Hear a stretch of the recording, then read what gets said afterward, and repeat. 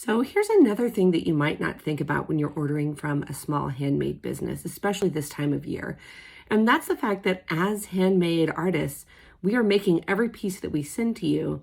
And at least I can only speak for myself, but I assume most of us do not want to send you an item that we made while we were sick, right?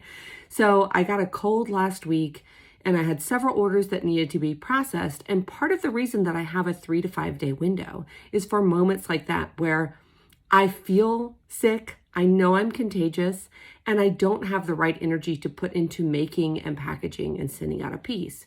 And it's not just about not giving someone cold germs, because I'm pretty sure that the mailing process takes care of that anyway, right? How long it is before you get the piece. But I energetically infuse every single piece that I make. So I sage cleanse it and then I Reiki infuse it with a custom affirmation that matches the crystal properties.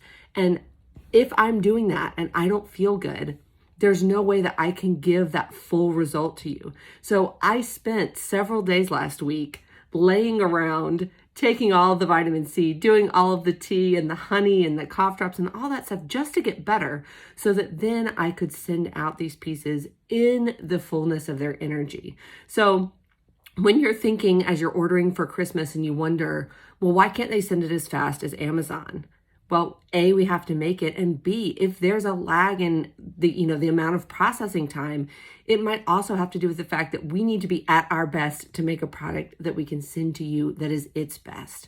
So just a little reminder as we're headed into cold season and as we're prepping for the holidays, if you want a really, really beautiful handmade piece, make sure to give a little bit of extra time to that person to make that and send that to you so it can be something really special for yourself or someone else.